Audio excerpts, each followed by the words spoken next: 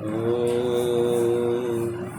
या मेधां देवगणा पितरश्चोपासते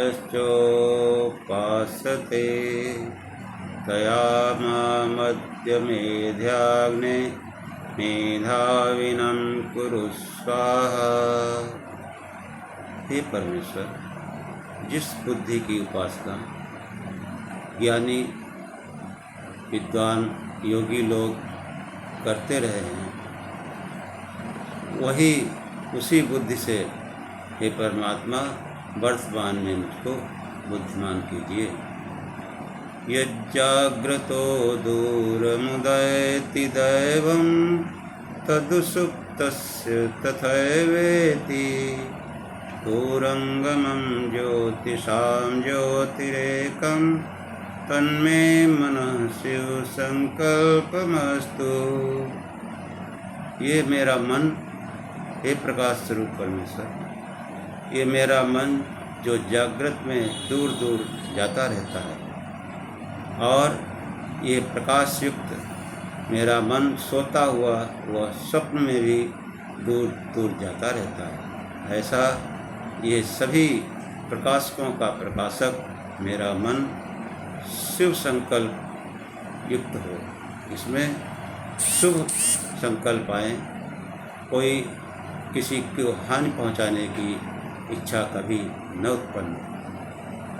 येन कर्मण्यपुषो मनीषिणो यज्ञे कुर्वन्ति विदुषेषु धीरा यत्पूर्वं यच्छमन्तः प्रजानां तन्मे मनः शिव संकल्पमस्तु।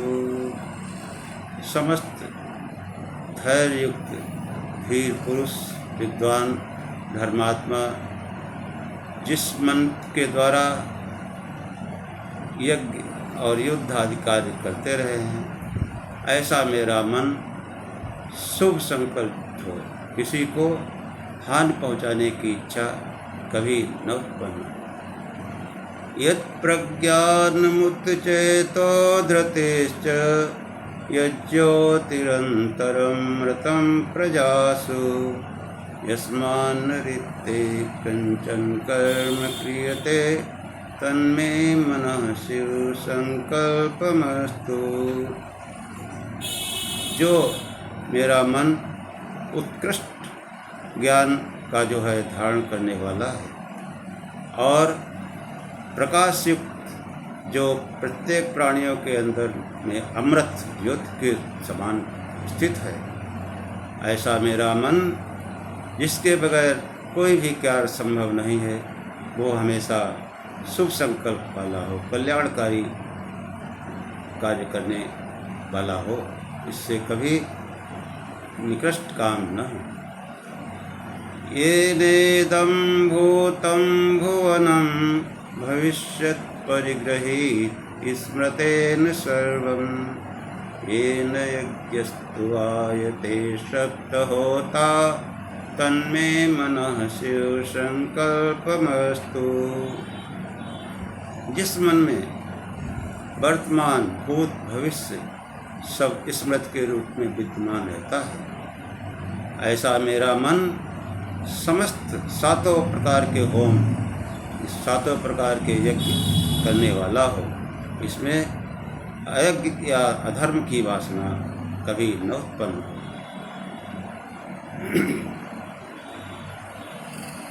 यस्मिन् ऋचा सामयजोषि यस्मिन् प्रतिष्ठिता रत्ना भाविवारा यस्मिश्चित्तं सर्वमोतं प्रजानां तन्मे मनः शिव संकल्पमस्तु।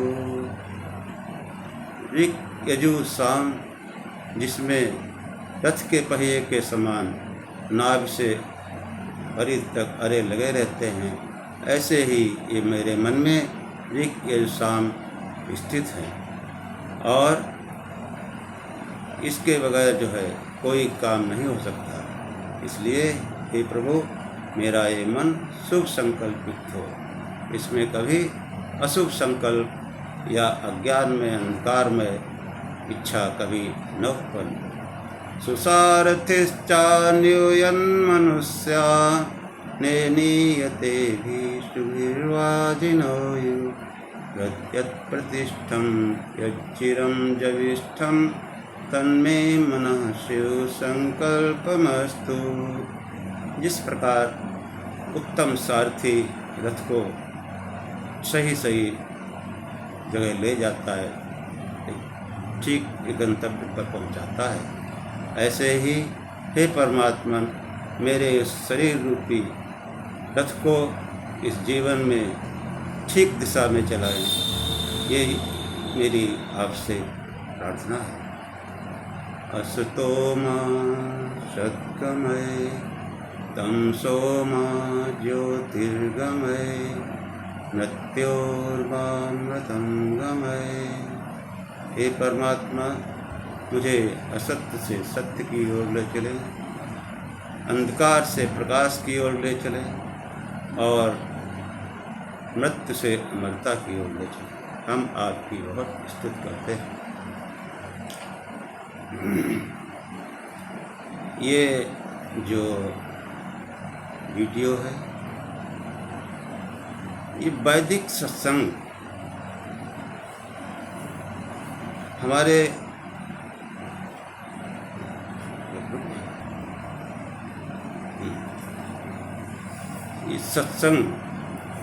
सत्संग के बारे में बहुत ही भ्रम की स्थिति है। इसलिए सत्संग वास्तव में सत्संग का अर्थ है सत्य का साथ एवं असत्य तथा अंधविश्वास का निवारण। हमारे समाज में नाना प्रकार के अंधविश्वास और कुरीतियाँ प्रचलित हैं, हम नहीं जानते और परंपरागत संस्कारवश हम उनको करते रहते हैं। इसलिए सत्संग की बहुत आवश्यकता है। वस्तुतः सत्संग एक विचार की चीज़ है। विचार से ही हम सत्य और असत्य का निर्णय कर पाते हैं और उस परमात्मा ने इस मनुष्य के अंदर एक साधन रखा है जिसको हम बुद्धि कहते हैं। उसी से यह सत्य और असत्य का जो है विचार करता है। अतः सत्संग ऐसा हो जो बुद्धि संगत हो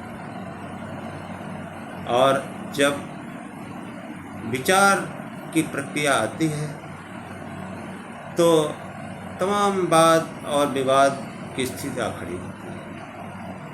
जहाँ तक धर्म की बात है तो संसार में अनेकों धर्म हैं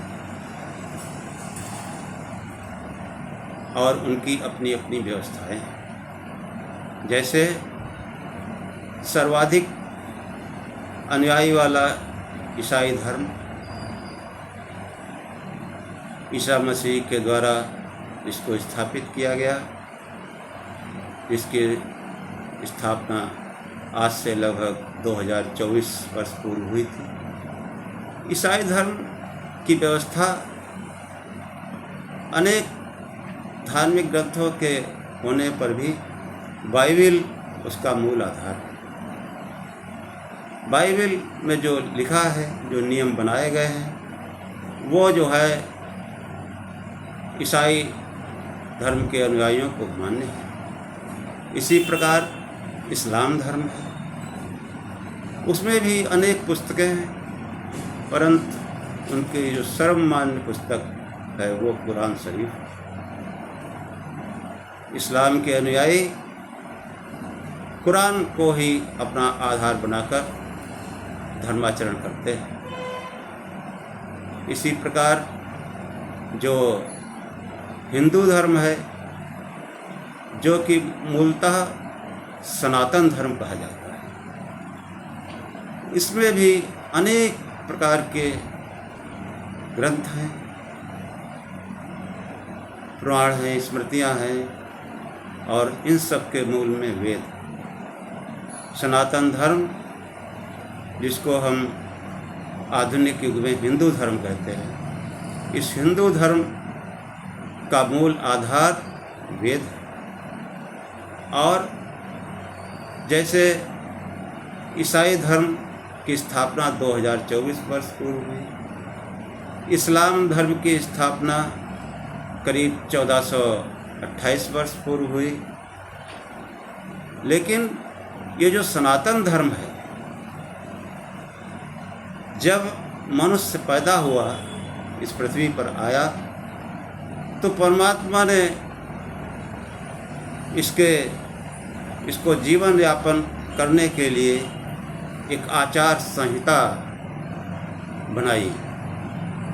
उस आचार संहिता का नाम वेद है।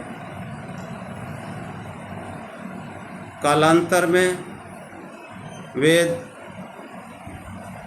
के अलावा अन्य भी ग्रंथ प्रकाश में आए, परंतु हमारे विद्वानों ने धार्मिक व्यवस्था में ऐसी व्यवस्था कर दी कि कोई विवाद न हो। इसलिए हमारे आचार्य महर्षि वेदव्यास, उन्होंने इस व्यवस्था को निश्चित करते हुए अपनी व्यास स्मृति में व्यवस्था दी। वो लिखते हैं कि श्रुत स्मृत पुराणानां विरोधोपत्ति दृश्यते तत्र श्रौत प्रमाणन्तु द्वेधे स्मृतिवरा। कि श्रुत अर्थात वेद, स्मृत अर्थात व्यास स्मृत, मनु स्मृत, भगवद गीता, पराशर स्मृत, इस प्रकार अनेक स्मृतियाँ हैं।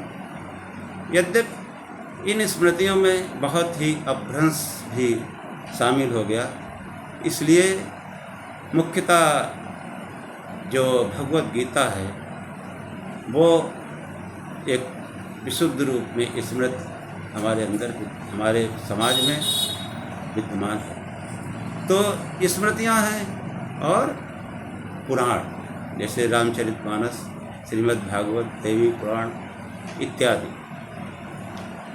तो व्यास जी कहते हैं कि ये 3 प्रकार के ग्रंथ हैं। श्रुत स्मृत पुराणानां विरोधोपत्ति दृश्यते। जब इनके ज्ञान में कहीं आपस में भेद हो, विरोध हो, तो व्यास जी कहते हैं तत्र श्रुत प्रमाणन्तु, वहाँ पर श्रुत को यानी वेद को प्रमाण माना जाएगा। इसी प्रकार शेष 2 स्मृत और पुराण, इनमें जो है स्मृत वरेण्य है और पुराण भी धार्मिक ग्रंथ है। ये जो व्यवस्था है वो मनुष्य के बौद्धिक क्षमता के अनुसार ये व्यवस्था है। कुछ लोग प्रखर बुद्धि के होते हैं, बुद्धिमान होते हैं, उनके लिए जो है वेद ही ग्रहण करने योग्य है। और उससे थोड़ा सा मध्यम बौद्धिक स्तर वालों के लिए स्मृतियाँ श्रेष्ठ हैं। स्मृतियों का अध्ययन मनन चिंतन करना चाहिए, उनके अनुसार धर्मानुचरण करना चाहिए। लेकिन मेरा जहाँ तक विचार है, स्मृतियों में बहुत ही अपभ्रंश भी शामिल हो गए हैं, इसलिए उनका मूल रूप विकृत हो चुका है। ऐसे में भगवद गीता ही हमको जो है एक सन्मार्ग दिखलाती है। फिर जो तीसरे स्तर के लोग हैं, जिनके बचपने वाली या बालकवत बुद्धि है, बुद्धि में कुछ जड़ता का स्वभाव है, उनके लिए किस्से कहानी के माध्यम से एक पौराणिक व्यवस्था की गई। तीनों ही ग्रंथ अपने अपने स्थान पर सही हैं, लेकिन जो उच्च स्तर के लोग हैं, जो विद्वान हैं, पढ़े लिखे हैं, विचार करने वाले हैं, उनको जो है श्रुत यानी वेदों की तरफ जाना चाहिए। क्यों कि मूल जो हमारा सनातन है वो वैदिक है। वैदिक मतलब वेद। वेद का अर्थ ही होता है ज्ञान। वेद में जो ज्ञान है वो विज्ञान सम्मत है, बुद्धि सम्मत है, तर्क सम्मत है, जहाँ पर कोई चीज़ मान लेने वाली बात नहीं। जो है वो आपको स्वीकार हो ही जाएगा। और जो पौराणिक व्यवस्था है उसमें चूँकि जो निम्न बुद्धि स्तर के लोग हैं, विचार करने की क्षमता जिनमें कम है, उनमें ईश्वर को जो है जैसे महापुरुष के रूप में वर्णित कर और तमाम लीलाओं के माध्यम से, श्राप के माध्यम से, वरदान के माध्यम से समझाने का प्रयास किया गया है। विचार करने पर कहीं कहीं पर समस्या खड़ी होती है, लेकिन विचारवान पुरुष फिर वो वेदों की तरफ जाता है और प्रत्येक शास्त्र, चाहे वो पुराण हो या भगवद गीता हो, वो वेदों की तरफ ही इंगित करते हैं कि आप जो है वेदों की तरफ जाइए। और हम अगर प्रयास करेंगे तो निश्चित रूप से वेद की तरफ जाएंगे। ये सत्संग जो है, सत्संग की आवश्यकता क्यों है कि हम जिस माहौल में, जिस समाज में उत्पन्न हुए, वहाँ की परंपराएं, वहाँ का ज्ञान, वो भी हमारे अंदर है। अब वो बौद्धिक हो या न हो, लेकिन हमने उसको ग्रहण किया। जब हम विचार करते हैं तो वो फंसने लगता है। लेकिन जो सत्संग है, वास्तविक वैदिक सत्संग, वो उसकी महिमा अलग है।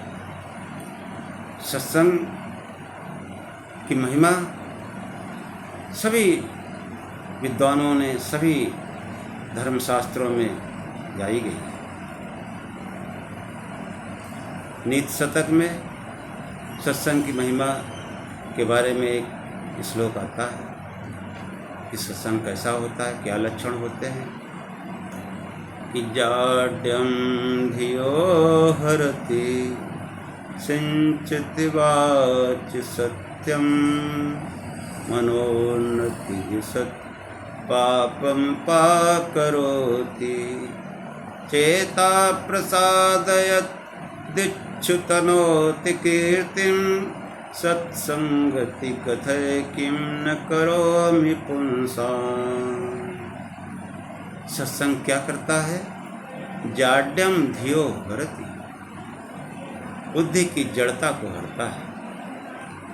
हम जिस परंपरा, जिस समाज में, जिस रीति रिवाज में चले आ रहे हैं, उसको हम छोड़ना नहीं चाहते, भले ही वो सत्य से हटकर ऐसा हमारी बुद्धि में लगता भी है, फिर भी हम उसको छोड़ नहीं पाते। और ये जो बुद्धि की जड़ता, जैसा कि अभी हमने बताया, ये लोग जो है पौराणिक धर्म में जो है आस्था रखते हैं और उसमें जो भगवान का जो है जो चित्रण महापुरुषों के रूप में किया गया, उसमें तमाम ऐसी चीज़ें अलौकिक हैं जिनका ज्ञान से, विज्ञान से संबंध नहीं है। जैसे महाभारत में सूर्य का कुंती को वरदान देना, लगता है जैसे सूर्य कोई मनुष्य हो और वो कुंती के पास आया वरदान देने। रामचरितमानस में सुरसा का 1200 किलोमीटर का मुँह फैला देना। ऐसे बहुत से प्रसंग पुराण में हैं और वो जड़ बुद्धि के लोगों के लिए रखे गए क्योंकि उनको लगे कि भगवान में कोई चीज़ है। इस प्रकार वो धर्म से जुड़े रहते हैं। और जो बुद्धिमान है, जो विचार करते हैं, बुद्धिमान का होना ये कोई ज़रूरी नहीं शिक्षित ही हो। बहुत लोग बुद्धिमान होते हैं, नहीं उनको शिक्षा का अवसर मिलता है, लेकिन बुद्धिमान होते हैं।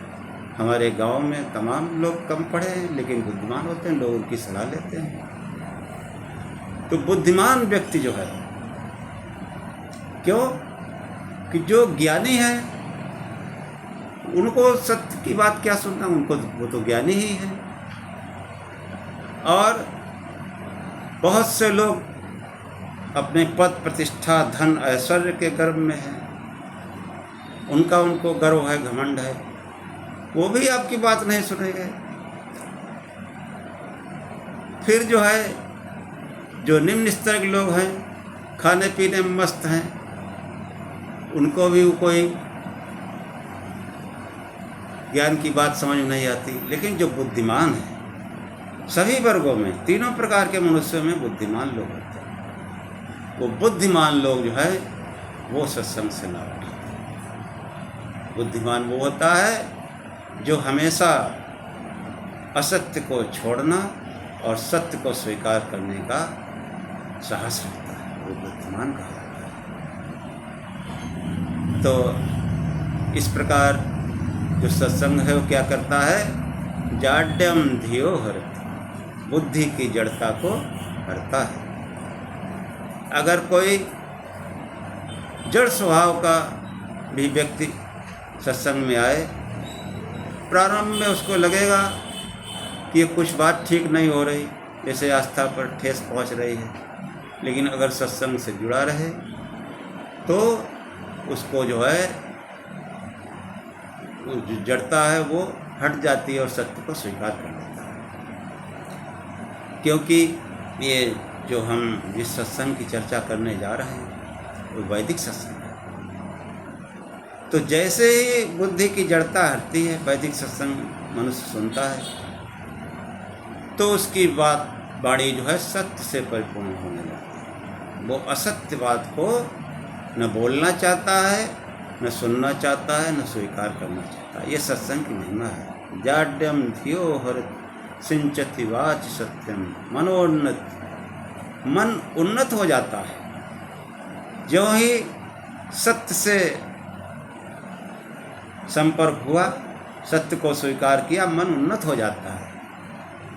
फिर उसमें अशुभ चीज़ें नहीं आती। जैसा कि पूर्व में ही जो शिव संकल्प मस्त वाले मंत्रों से प्रार्थना की, ऐसे ही जब उस परमात्मा से मनुष्य जुड़ता है, सत्संग से जुड़ता है, सत्संग का अर्थ ये सत्य का साथ, सत्य तो परमात्मा है, ब्रह्म है, ब्रह्म सत्य जगत मिथ्या, ऐसा विचार होता है, वो सत्संग कहलाता है। और दिशत पापम पा करो, मन उन्नत हो जाता है, चतुर्दिक उन्नत हो जाता है। चतुर्दिक उन्नत कैसा कि ये नहीं कि वो भगवान मिलेंगे, मुक्ति मोक्ष हो जाएगी, परम धाम मिलेगा, स्वर्ग मिलेगा, यहाँ चाहे जैसी व्यवस्था, ऐसा नहीं है। जब कोई सत्संग में चलता है, ईश्वरीय मार्ग पर चलता है, तो संसार में भी ऐसा युक्त जीवन बिताता है। धर्म के बारे में जो है हमारे शास्त्रों में कहा गया, वैशेषिक धर्म कहता है कि ये तो अभ्युदय निःश्रेयस सिद्धि सधर्म, जिससे हमारा संसार में अभ्युदय हो, ऐश्वर्य युक्त जीवन हो और हमको जो है अंततः मुक्ति मोक्ष भी प्राप्त हो, वह धर्म। ये वैदिक धर्म उसी धर्म की व्याख्या करता है। उसी प्रकार का सत्संग जो है इस वीडियो में हम बताने का प्रयत्न कर रहे हैं कि जो है मनोन्नत दिशत पापमा करो। जैसे ही कोई सत्य को स्वीकार करता है, वेदानुकूल आचरण करता है, वैसे ही उसके पाप नष्ट होने लगते हैं, पाप से वो दूर होने लगता है, पाप कर्म में प्रवृत्त नहीं होता है। फिर चेता प्रसादे, पाप कर्म न होने से, बुरे काम न होने से जब शुभ कार्य करता है चित्त बहुत ही प्रसन्न आनंदित रहने लगता है। दिक्षु तनोति कीर्तिम, दिशाओं में यश फैलता है। सत्संगत कथय किम न करो, जो सत्संग है वो मनुष्य के साथ क्या क्या नहीं करता, यानी सब साधन जो है, सब शुभ इच्छाएं सत्संग से जो है पूर्ण होती है। अब जैसा कि हमने कहा कि जो वैदिक सत्संग है, तो वैदिक सत्संग का मतलब है कि हमको पहले कुछ वैदिक साहित्य के बारे में जानकारी, कि वैदिक साहित्य में हमारे विद्वानों ने 31 ग्रंथ माने हैं। उन 31 ग्रंथों में 4 तो वेद हैं और 6 उपवेद हैं। 6 जो हैं वेदांग हैं और 6 उपवेद हैं। वेदांग शिक्षा, कल्प, व्याकरण, ज्योतिष, निघंट और निरुक्त। इसी प्रकार जो हमारे 6 शास्त्र हैं, सांख्य, योग,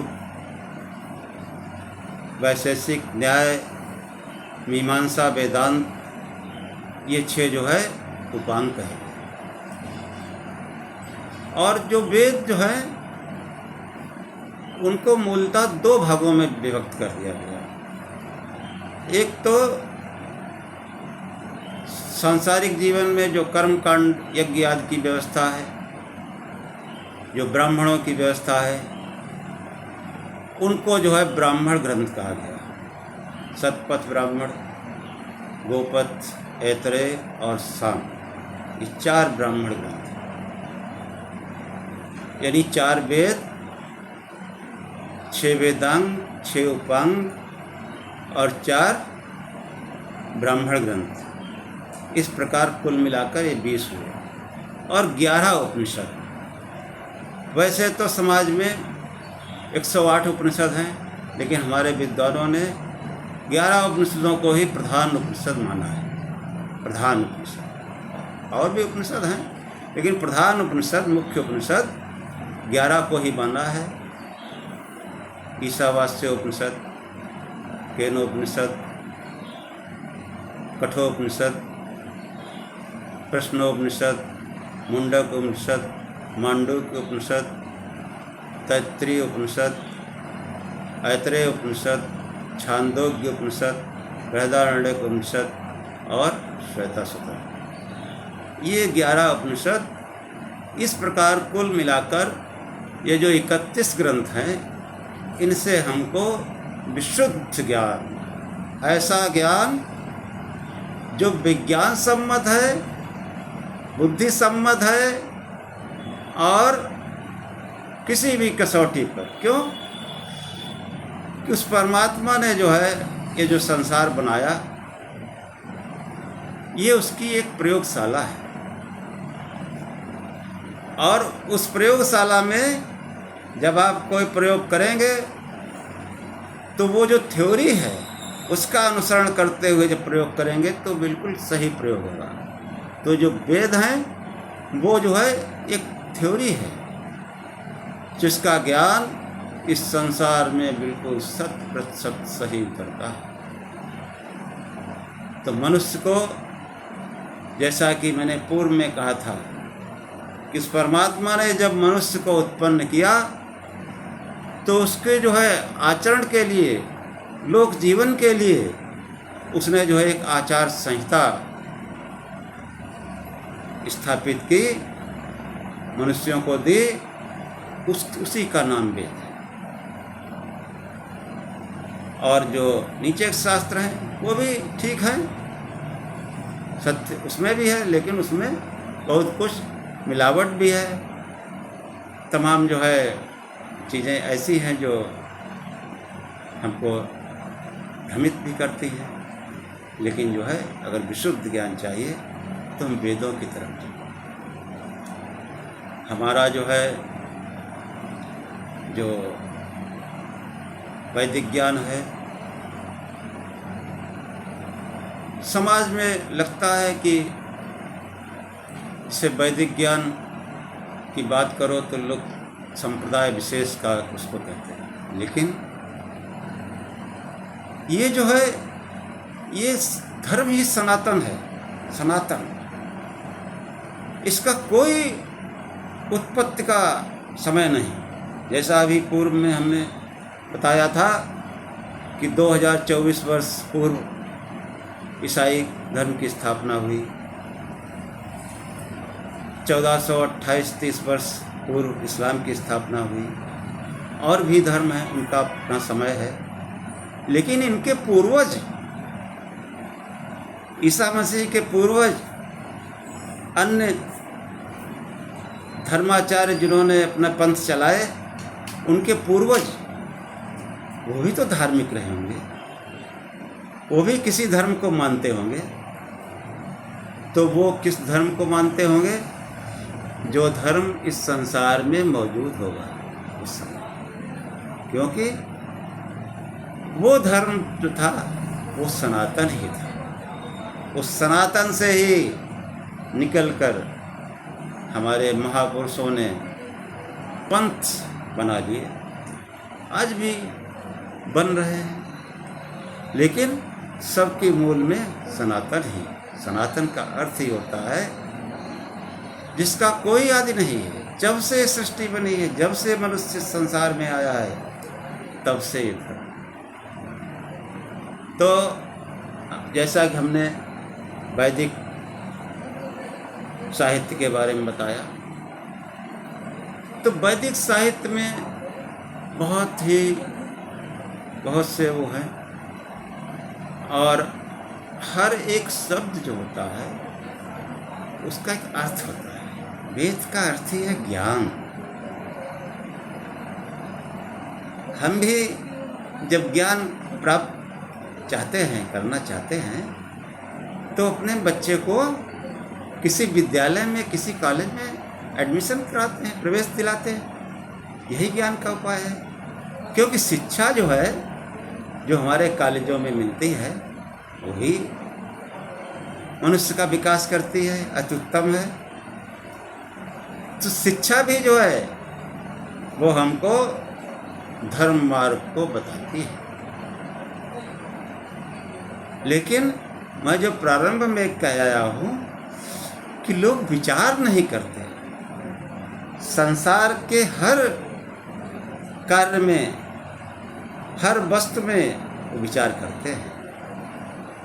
कोई कार्य करना हो, कोई सामग्री खरीदनी हो, विचार करके, देख सुन के, छांटबीन के और बुद्धि लगा करके, मोल तोल करके ग्रहण करते हैं। लेकिन धार्मिक क्षेत्र में आँख मूंद कर जो है मान लेना, विश्वास कर लेना, यही विडंबना है। यहीं से भटकाव शुरू होता है, यहीं से संघर्ष शुरू होता है, यहीं से जो है वैमनस्य शुरू होता है। हमारे इस सत्संग का मुख्य उद्देश्य है कि लोग, मनुष्य जो है, मूल धर्म को समझें, और जिससे समाज में एकता हो, भाईचारा हो। तो ये जो है, जो शिक्षा की बात की, तो शिक्षा में ऐसा नहीं है कि धर्म की बात नहीं है, उपासना की बात नहीं है, लेकिन हमने कभी विचार नहीं किया। पढ़ लिया, आगे पढ़ डाला, पढ़ लिया और डाल दिया, उस पर कभी विचार नहीं किया, सोचा नहीं उसके बारे में। क्यों? कि जो है, अगर सोचा होता तो हम बहुत ही सत्य के नज़दीक पहुँचे। तो देखो, हम आज शिक्षा से ही बात करेंगे। जब हम बचपन में प्राइमरी में पढ़ते थे, जो प्रसिद्ध विद्यालय होते हैं उन्हीं में पढ़े हुए, तो कक्षा 3 में जो है या कक्षा 2 में एक प्रार्थना आई, पुस्तक के प्रारंभ में ही थी।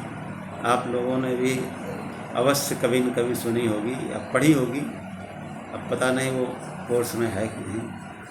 एक प्रार्थना थी, बहुत सुंदर प्रार्थना थी कि जिसने सूरज चांद बनाया, जिसने तारों को चमकाया, जिसने चिड़ियों को चहकाया, जिसने सारा जगत बनाया, हम उस ईश्वर के गुण गाएं, उसे प्रेम से शीश झुकाएं। कि जिसने सूरज चांद बनाया, जिसने तारों को चमकाया, जिसने चिड़ियों को चहकाया, जिसने फूलों को महकाया, यानी सूरज चांद तारे, चिड़िया पशु पक्षी, फूल यानी वनस्पति, और इन सब को सम्मिलित करते हुए प्रार्थना कहती, जिसने सारा जगत बनाया, हम उस ईश्वर के गुण गाएं, उसे प्रेम से शीश झुकाएं। अब यहाँ पर ये विचार करने की चीज़ है कि हम जो उपासना करते हैं, जो पूजा करते हैं, क्या वास्तव में वो संसार सिर्फ उन्हीं ने बनाया है? ये विचारणी है। और इस विचार से बहुत लोगों को ठेस भी लग सकती है, क्योंकि पीढ़ियों का ज्ञान समझते हुए भी लगता है कि ये गड़बड़ है, लेकिन फिर भी हमको जो है कुछ न कुछ ठेस पहुंचती है। जैसे लगता है कि सत्संग नहीं, कोई निंदा हो रही। ऐसे बुद्धिमान और महान व्यक्तियों को मैं जो है निवेदन करना चाहूँगा, उनसे प्रार्थना करना चाहूँगा कि वो हमारे जो है उद्देश्य को समझें। मैं जो है सामवेद के एक मंत्र के माध्यम से ऐसे विद्वान धर्मात्मा लोगों को बताना चाहूँगा, उनसे प्रार्थना करना चाहूँगा कि मेरा कोई ऐसा उद्देश्य नहीं। एक मंत्र आया सामवेद में कि न कि देवा मिनीमसि, न कि रायो पयामसि, मंत्र श्रुत्यम चरामसि। हे देवो, हे वेदोक्त देव, वेदों में जो देव हैं वो ज्ञानी, धर्मात्मा और योगी लोगों को देव कहा गया। जो विद्वान हैं, धर्म का आचरण करने वाले हैं, ऐसे लोगों को वेद में जो है देव कहा गया। ऐ देवो, ऐ मनुष्यो, न कि देवा मिनीमसि, हमारा आश्रय किसी को हिंसा पहुंचाना नहीं। मिनीमसि मतलब हिंसा करना। हमारा जो उद्देश्य है वो किसी को चोट पहुंचाना नहीं है, हिंसा करना नहीं है। न कि रायो पयामसि, और हम किसी को अपने स्वार्थ के कारण वशीभूत मोहित भी नहीं करते। कि हमारा ये भी उद्देश्य नहीं कि हम किसी को विमोहित करके उसको अपने शब्द जाल में फंसा करके अपना कोई स्वार्थ सिद्ध करें, जैसा कि तमाम धार्मिक पुरुषों द्वारा किया जा रहा है। इस समाज का जो है बराबर शोषण चल रहा है। बड़े बड़े धर्माचार्य और मठाधीश विमोहित कर गुरु के नाम पर, कहीं किसी के नाम पर समाज का शोषण करते हैं। मेरा ये भी उद्देश्य नहीं कि न कि देवामिनी मसी न कि रायोपयामसी मंत्र श्रुत्यम चरामसी। हे देवो, हे मनुष्यों, हे विद्वानों, हम जैसा वेद मंत्र कहते हैं, वेद जैसा आचरण बताते हैं, वैसा ही हम बताने का प्रयत्न करते हैं, वैसा ही कहने का प्रयत्न करते हैं। तो हम अपनी शिक्षा पे आ जाएं, उसी प्रार्थना पर कि वो जो है जिसने सारा जगत बनाया,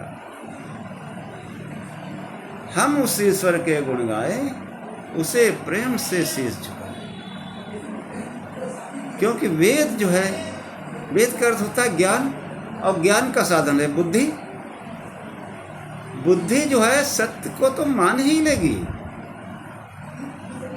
उसको कोई लीला श्राप वरदान कहकर के मनाने की जरूरत नहीं है।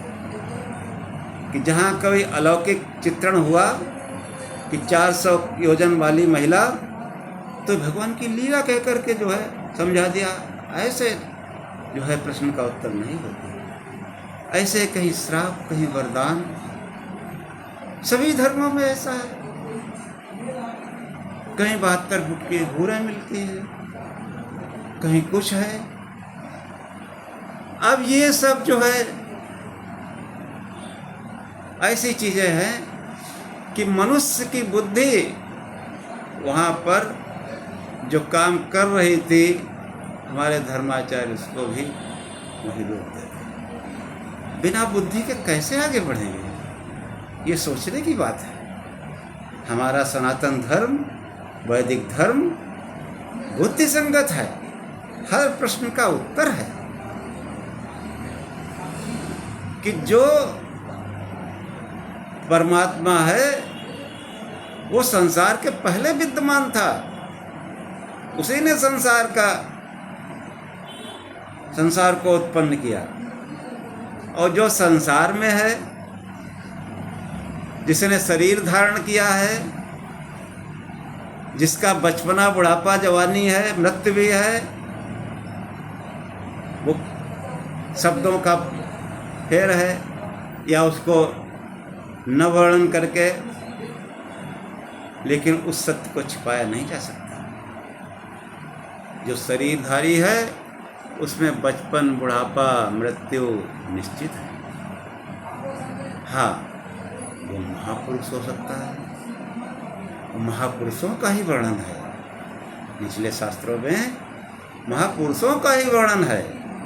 महापुरुषों के जीवन से हमको सीख मिलती है, उनके दिए हुए ज्ञान से हमारा जीवन सुधर जाता है। लेकिन हम मालूम पड़ा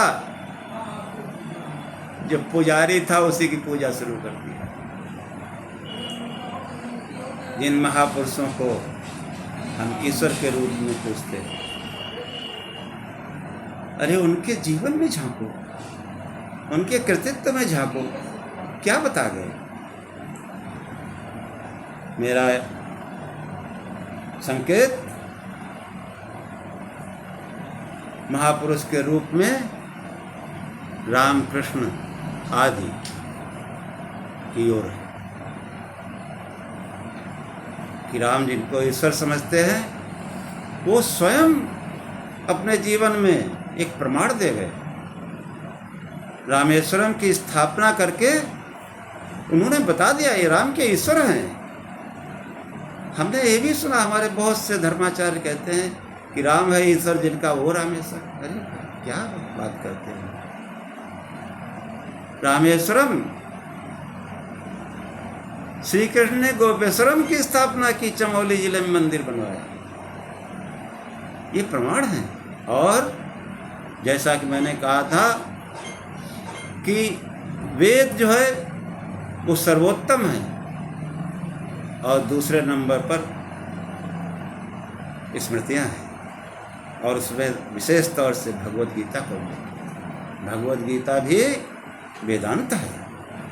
कुछ श्लोकों को छोड़ दिया जाए तो बिल्कुल विशुद्ध वेदांत है। हमको चाहिए हम उसको पढ़ें। देखो भगवान कृष्ण, जिनको हम ईश्वर कहते हैं, वो क्या कहते हैं भगवत गीता में? हमने उनके उपदेश पर विचार नहीं किया, और हमने जो है बस जिसने हमको उपदेश किया उसी के पीछे पड़ गए, अब तुम ही सब कुछ हो। और वो उससे साधन सिद्ध हो सकता है, ऐसा नहीं है। किसी ब्रह्म ज्ञानी के उपासना से, उसके जो है सानिध्य से हो सकता है, लेकिन वो जब हो मौके पर, हाँ, वो शरीर रूप में हो। अब हम तो सुनी सुनाई बात सुनते हैं, वो कैसा उसका आचरण था, कैसे वो संसार में रहते थे, ये तो हम जान ही नहीं सकते। अब सुनी सुनाई बात बहुत से विद्वानों ने भी की, कुछ अविद्वानों ने भी कर दी। एक महान योगी को रासलीला भी करवा दी। लेकिन जो भगवत गीता का उपदेश है उनका, वो हमको अंगीकार करना चाहिए। यदि हम वेदों को नहीं पढ़ सकते, उपनिषदों को नहीं पढ़ सकते, पढ़ तो सकते हैं, प्रयास करें, जरूर पढ़ सकते हैं, क्योंकि उनमें विशुद्ध ज्ञान है, तो हम भगवत गीता पढ़ें। अब देखो भगवत गीता में श्री कृष्ण क्या कहते हैं ईश्वर संबंधी विषय कि उपद्रष्टा अनुमंता च भर्ता भोक्ता महेश्वरः परमात्मेति चाप्युक्तो देहेस्मिन् पुरुषं परः। कि वो परमात्मा कैसा है? उपद्रष्टा, बहुत समीप से हमको देखता, हमारे सभी कर्मों को वो परमेश्वर देख रहा है, जान रहा है। चाहे जितना भी छिप कर कोई करतूत करें, यहाँ तक अपने मन में ही कोई शुभ अशुभ विचार लाए, वो परमात्मा जानता है। इसलिए वो उपद्रष्टा है, हमसे जो है सबसे निकट होकर के हमको देख रहा है। अनुमंता च, और वो हमको यथार्थ सम्मत देने वाला है। हम कोई भी कार्य करने चलें, अपने अंतर में झांके, ठीक है नहीं ठीक है, अंतर से आवाज़ आती है कि हाँ ये ठीक रहेगा या ये ठीक नहीं है। हम तमोगुण रजोगुण के वशीभूत होकर जो अंतर की आवाज़ नहीं सुनते और गलत काम भी कर देते हैं। फिर आगे कहते हैं भर्ता भोक्ता महेश्वरा, जो ईश्वर कहे गए ब्रह्मा विष्णु आदि, या श्री कृष्ण को भी अगर ईश्वर मानते हो, राम को भी ईश्वर मानते हो, तो भगवत गीता कहती है कि वो ईश्वरों का भी ईश्वर होने से महेश्वर है। उस महेश्वर को जो है परमात्मा कहा गया। उपद्रष्टा मनता च भर्ता भोक्ता महेश्वर परमात्मेति चाप्युक्तो देहेस्मिन् पुरुषं परः। उस जो है महेश्वर को परमात्मे चाप्युक्तो परमात्मा कहा गया है। जो देहेस्मिन्, इस देह में स्थित वो परम पुरुष महेश्वर, वही परमात्मा है। और श्री कृष्ण उसके स्वरूप का वर्णन करते हुए क्या कहते हैं कि ज्योतिषामपि तज्ज्योति तमसा परम उच्यते ज्ञान ज्ञेयं ज्ञान गम्यं प्रति सर्वस्य विष्ठितम्। कि वो ज्योतियों का ज्योति है, सूरज चांद सितारे इन सबको प्रकाशित करने वाला है। संसार के समस्त प्रकाशवान पदार्थ जो है उसी से प्रकाशित हो रहे हैं। तमसा परम उच्यते, वो ज्ञान और अंधकार से अत्यंत परे है। ज्ञान ज्ञेयम, वो जो है उसी को जाना जाता है ज्ञान के द्वारा। ज्ञान गम्यम, वो जो है वही जानने योग्य है, वो तत्व ज्ञान के द्वारा जाना जाता है और वो सबके हृदय में समान रूप से स्थित है। वो महेश्वर वही जो है परमात्मा कहा। श्री राम ने उसी महेश्वर की स्थापना करके उस स्थल का नाम रखा रामेश्वरम। और समय कम होने की वजह से आगे के जो वीडियो हैं उनको आप देखते रहिए। थोड़ी सी बात करके मैं उसको समाप्त करूंगा कि वो महेश्वर यानी भगवान शिव, उन्हीं के जो है मंदिर जो है हमारे ऋषियों मुनियों ने बनवाए। जितने मंदिर हैं वो शिवालय कहे जाते हैं। शिवालय, मूर्ति कोई भी रखी हो, लेकिन भगवान शिव की स्थापना के बगैर वो जो और भी मूर्तियां हैं वो पूजनीय नहीं हो सकती। और शिव जो है वो हमारी आत्मा है, हमारी आत्मा की भी आत्मा है। उसके अलावा जो है और कोई उपासनीय नहीं है। श्वेताश्वतर उपनिषद कहता है, एको ही रुद्रो न द्वितीयाय तस्थुर इमान लोकान ईशत ईसनिभि प्रत्यंजनानाम तिष्ठत संचको चांत काले संसर्ज विश्वा भुवनानि लोका। कि रुद्र परमेश्वर कर्म फलदाता एक ही है, न द्वितीयाय तस्थुर, दूसरा भी ये कहने वाले टिक नहीं सकते। और वही अपनी शक्तियों से इन लोगों का स्वामी है। प्रत्यंजनानाम तिष्ठत, प्रत्येक मनुष्य के अंतर में वही विद्यमान है। संचकोचांत काले, वो अंत में इस संसार का विनाश कर देता है। संचकोचांत मतलब संकोच कर देता है। संसर्ज विश्व, और फिर संकोच करने के बाद इस विश्व का सृजन भी करता है। वो गोपा, वही रक्षा भी करता है। ऐसा वो शिव है। शंकराचार्य कहते हैं कि अजम शाश्वतम कारणम कारणानाम शिवम केवलम भास्करम भास्कानाम तुरीयम तमापार माद्यंतहीनम प्रपद्ये परम पावनम द्वैतहीनम। कि वह अजन्मा है। जैसा कि हम बताते आए कि जो पुराणों में जिन महापुरुषों को ईश्वर के रूप में स्थापित किया गया, उनका हम जन्म मनाते हो, जन्मा नहीं है। चाहे जो है रामनवमी मनाए, चाहे जन्माष्टमी मनाए, जन्म है। हमने जो है भावातिरेक में अवतार कह दिया, लेकिन जन्म है। जन्माष्टमी और रामनवमी मनाते हैं, महापुरुषों का है।